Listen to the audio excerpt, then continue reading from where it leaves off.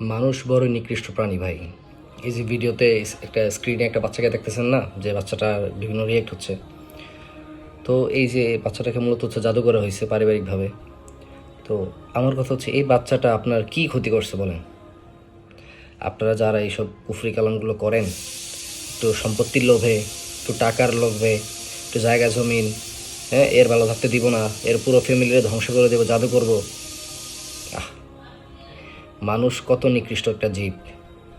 মানুষ অনেক ভালো জীব, এটাও সত্য। মানুষ সবচেয়ে নিকৃষ্ট, এটাও সত্য। এটা মিশা হওয়ার কোনো সুযোগ নেই।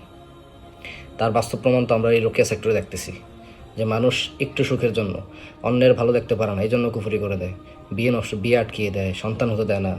তারা কেন ভালো আছে, তাদের দিন দিন কেন ডেভেলপ হচ্ছে, সব কিছুতে তারা রিজিকের থেকে শুরু করে সব কিছুতে A to Z একের পর এক কবিরাজতান্ত্রিক ধরে ধরে তারা সব কিছু নষ্ট করে দিচ্ছে। অথচ তারা দেখবেন যে 5 ওয়াক্ত নামাজ পড়ে, হজ করে, উমরা করে, বাবারে বাবারে, মানে আল্লাহর ফেরেস্তা একটা দুনিয়াতে নেমে পড়ছে আর কি, বুঝছেন?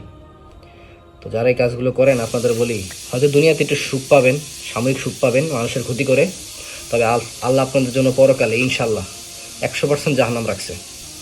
তো এই জন্য ওই যে একটা মাঝে মধ্যে ভিন্ন কথা মনে পড়ে, যে আল্লাহর কাছে দুনিয়া চায় তারা শুধু আল্লাহ দুনিয়াই দেয়, আর যে দুনিয়া ও আখিরাত চায় তার জন্য কাজ করে, তারা আল্লাহ দুনিয়াও দেয়, আখিরাতও দেয়।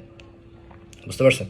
এখন আপনারা যেহেতু কুফরি কালাম করে, অন্যের কষ্ট করে, ক্ষতি করে দুনিয়াতেই লাভ পাবেন, দুনিয়াতে সুখ পাবেন, তবে ইনশাল্লাহ আল্লাহ যেন আপনাদের কখনো জাহান্নাম থেকে না বের করে।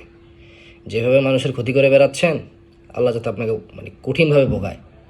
যদি কপালে হেদায়েত থাকে তো হেদায়েত যেতে হয় আলহামদুলিল্লাহ, আর যদি না হয় তাহলে যাতে আল্লাহ এমনভাবে আপনাদেরকে আযাব দেয়, সারা জীবন যাতে মনে রাখেন।